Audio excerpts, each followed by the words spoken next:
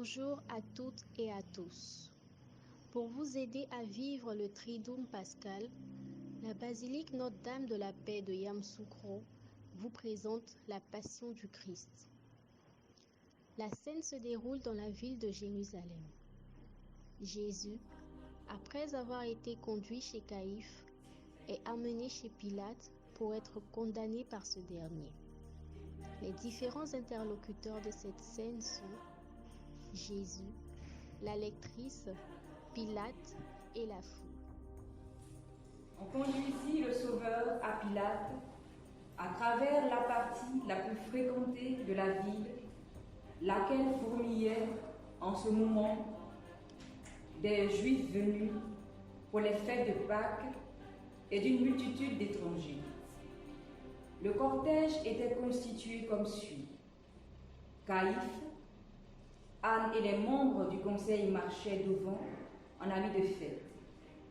Suivaient un grand nombre de scribes et de juifs, parmi lesquels les faux témoins et les pharisiens.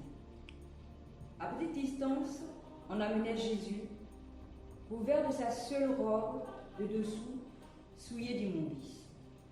Il était entouré de soldats qui le battaient avec des chicots. Ponce Pilate, procurateur de Judée. Que se passe-t-il encore? Je vous écoute.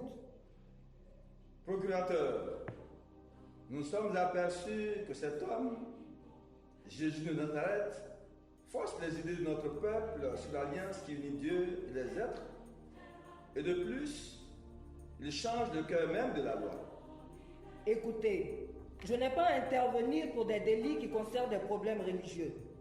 Ma fonction en tant que gouverneur, c'est maintenir la paix et faire respecter la justice romaine.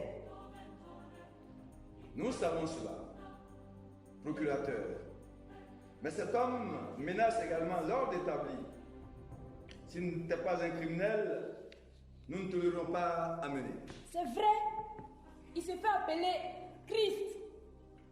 Oh, ce qui veut dire oint du Seigneur. Ah bon? Merci, je comprends aussi un peu le grec.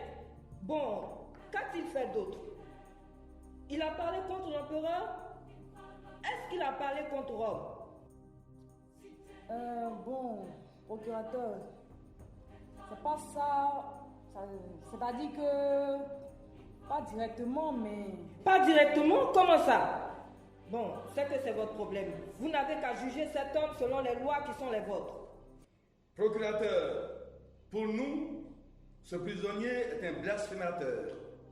Nous n'avons pas le droit de condamner quelqu'un à mort, comme nous l'interdit. Il a fait une entrée triomphale. Vous entendez ça? Dans Jérusalem, en prétendant être le roi des Juifs. Une affirmation que nous refusons formellement. Roi des Juifs? D'accord. Bon, je vais l'interroger votre Jésus. Pas le nôtre. Si, c'est le vôtre.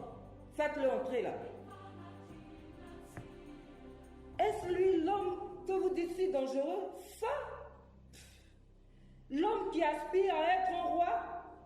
Oh, approche, approche, approche. Vois, les représentants du Sanhédrin t'accusent de répandre dans le pays des idées subversives. Approche, allez. Ils disent aussi que tu déclares être le roi des Juifs. Ah bon? Tu es donc roi des Juifs? Mon royaume n'est pas de ce monde. Si mon royaume était de ce monde, mes serviteurs auront combattu pour moi, afin que je ne sois pas capturé. Oh là, tu parles de royaume? Il faudra en effet que tu sois un roi. Donc tu es roi. Tu le dis, je suis roi. Je suis venu dans le monde pour rendre témoignage à la vérité. Quiconque est de la vérité, écoute ma voix. La vérité, la vérité. C'est quoi la vérité? Je ne trouve aucun motif de condamnation en cet homme. C'est un malfaiteur, oui, Il a blasphémé. Il doit mourir bien.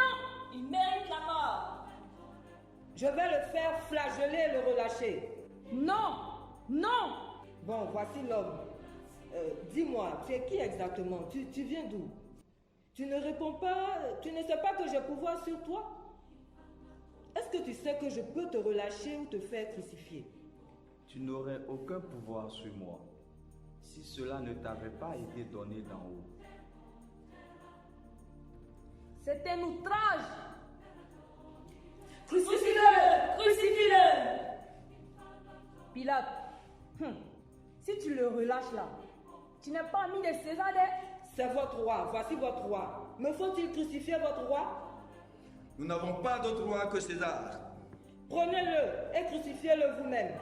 Moi, je ne trouve aucun motif de condamnation contre lui.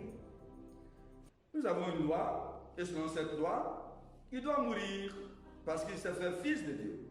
Il a blasphémé. Il doit donc mourir aujourd'hui là.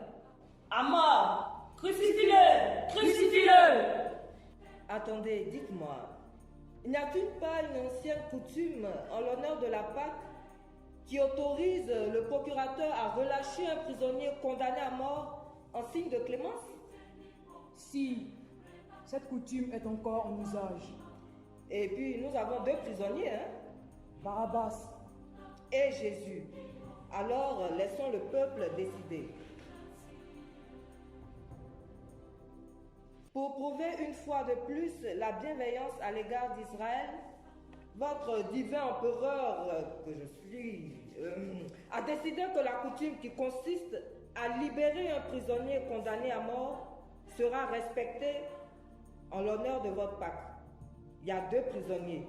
L'un, qui est Jésus de Nazareth, celui qui dit qu'il est roi, accusé de trahison. L'autre, c'est Barabbas, accusé des troubles et du meurtre d'un soldat romain. Qui voulez-vous que je relâche?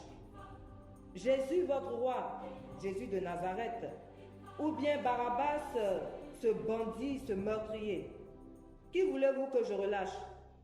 Répondez, Barabbas ou Jésus? Non, non, jamais de la vie. Crucifie-le! Crucifie-le! Libère-nous Barabbas. Barabbas! Barabbas! Nous voulons Barabbas. Libère Barabbas! Barabbas. Barabbas! Mais que vais-je faire de celui qu'on appelle le Messie? Qu'il soit crucifié à mort! Crucifie-le! Crucifie-le! Pilate, tu ne peux pas libérer Barabbas. C'est un assassin. Bon, moi, je suis innocent de ce sang. Ça, c'est votre affaire. Nous prenons son sang sur nous et sur nos enfants. Ok, c'est fait. Centurion, libère Barabbas.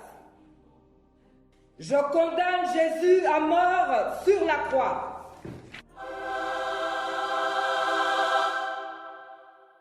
Nous vous remercions de votre attention.